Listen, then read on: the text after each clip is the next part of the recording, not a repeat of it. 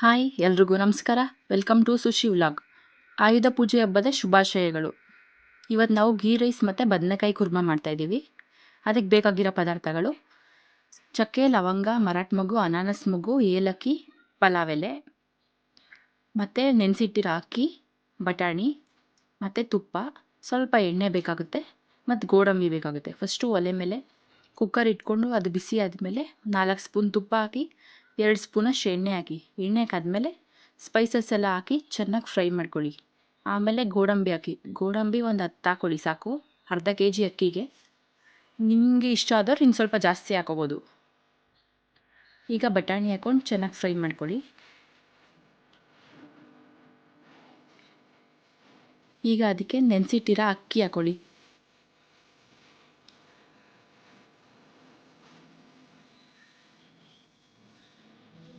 ನಾನೀಗ ಆಲ್ರೆಡಿ ತೆಂಗಿನಕಾಯಿ, ಅರ್ಧ ಹೋಳು ತೆಂಗಿನಕಾಯಿನ ಚೆನ್ನಾಗಿ ನೀರು ಹಾಕ್ಕೊಂಡು ರುಬ್ಬಿಟ್ಕೊಂಡಿದ್ದೀನಿ. ಇದಕ್ಕೆ ತೆಂಗಿನಕಾಯಿ ಹಾಲೇ ಮೇಯ್ನ್ ಬೇಕಾಗಿರೋದು. ಈ ತುಪ್ಪದಲ್ಲಿ ಅಕ್ಕಿ ಚೆನ್ನಾಗಿ ಫ್ರೈ ಆಗಬೇಕು, ಅಲ್ಲಿವರೆಗೂ ಚೆನ್ನಾಗಿ ಫ್ರೈ ಮಾಡ್ಕೋಬೇಕು. ಅರ್ಧ kg ಅಕ್ಕಿಗೆ ನಾನು 2.5 ಲೋಟ ನೀರು ಹಾಕೋತೀನಿ. ಅದಕ್ಕೆ ತೆಂಗಿನಕಾಯಿ ಹಾಲಿಗೆ ನೀರು ಎಷ್ಟು ಬೇಕು ಅಷ್ಟು ಮಿಕ್ಸ್ ಮಾಡ್ಕೊಂಡಿದ್ದೀನಿ. ನೋಡಿ, 2.5 ಲೋಟ ನೀರು ಹಾಕ್ಕೊಂಡೆ. ಈಗ ಸ್ವಲ್ಪ ಮಳ್ಳವರೆಗೂ ಚೆನ್ನಾಗಿ ಕೈಯಾಡಿ. ತುಪ್ಪ ಹಾಕಿರೋದಕ್ಕೆ ಅಕ್ಕಿ ಎಲ್ಲ ಕೆಳಗಡೆ ಕಚ್ಕೊಂಡಿರುತ್ತೆ, ನೀಟಾಗಿ ಕೈ ಆಡ್ಕೋಬೇಕು.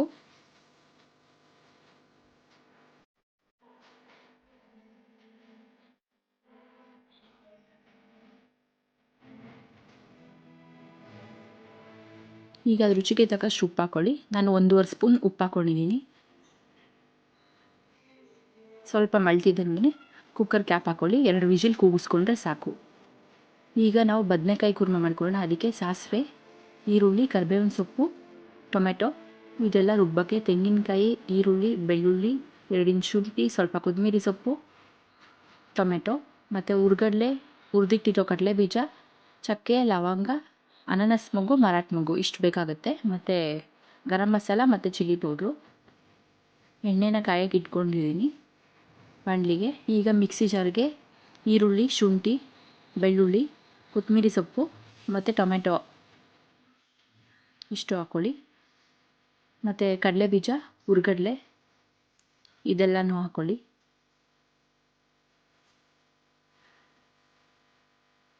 ಅದಕ್ಕೆ ಎಷ್ಟು ಬೇಕಷ್ಟು ನೀರು ಸೇರಿಸ್ಕೊಂಡು ರುಬ್ಕೊಳ್ಳಿ. ಫುಲ್ ನುಣ್ಣಗೆ ಫೈನ್ ಪೇಸ್ಟ್ ಮಾಡ್ಕೋಬೇಕು. ನೋಡಿ, ಈ ಥರ ಆಗಿರಬೇಕು. ಎಣ್ಣೆ, ಸಾಸಿವೆ, ಈರುಳ್ಳಿ ಮತ್ತು ಕರಿಬೇವಿನ ಸೊಪ್ಪು, ಬದನೆಕಾಯಿ ಇದು ಹಾಕಿರೋದು ಸ್ಕಿಪ್ ಆಗಿದೆ ಆ ವಿಡಿಯೋ. ಇದು ಸ್ವಲ್ಪ ಚೆನ್ನಾಗಿ ಫ್ರೈ ಆದಮೇಲೆ ಟೊಮೆಟೊ ಹಾಕ್ಕೊಳ್ಳಿ. ಟೊಮೆಟೊ ಸ್ವಲ್ಪ ಸಾಫ್ಟ್ ಆಗೋವರೆಗೂ ಚೆನ್ನಾಗಿ ಬೇಯಿಸ್ಕೋಬೇಕು.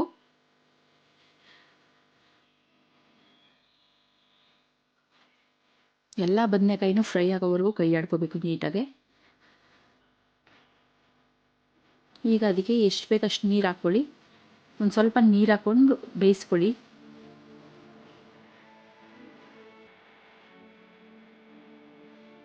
ಸ್ವಲ್ಪ ಮಳ್ಳವರೆಗೂ ಚೆನ್ನಾಗಿ ಬೇಯಿಸ್ಕೊಂಡ್ರೆ ಸಾಕು.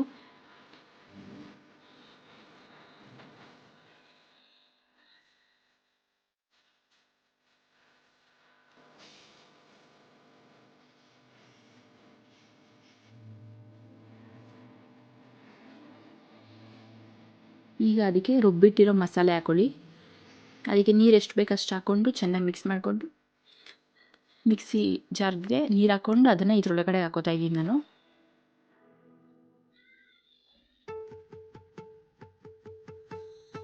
ಯಾರು ಸಬ್ಸ್ಕ್ರೈಬ್ ಆಗಿಲ್ಲ ಅಂದರೆ ಸಬ್ಸ್ಕ್ರೈಬ್ ಆಗಿ. ಮತ್ತು ನಾನು ಮಾಡೋ ವೀಡಿಯೋಸ್ ಎಲ್ಲ ನಿಮ್ಗೆ ಅವಾಗವಾಗ ಅಪ್ಡೇಟ್ ಬರ್ತಾ ಇರುತ್ತೆ.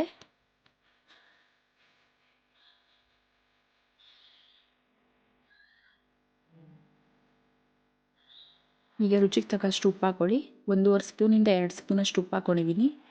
2 spoon chilli powder, 2 spoon garam masala ಹಾಕ್ಕೊಳ್ಳಿ. ಬದನೆಕಾಯಿನ ನಾನೊಂದು 8ರಿಂದ 10 ಬದನೆಕಾಯಿ ಹಾಕ್ಕೊಂಡಿದ್ದೀನಿ. ಅಷ್ಟಕ್ಕೆ ಎಷ್ಟು ಬೇಕಷ್ಟು ಕ್ವಾಂಟಿಟಿ ನೋಡ್ಕೊಂಡು ಮಾಡ್ಕೊಳ್ಳಿ.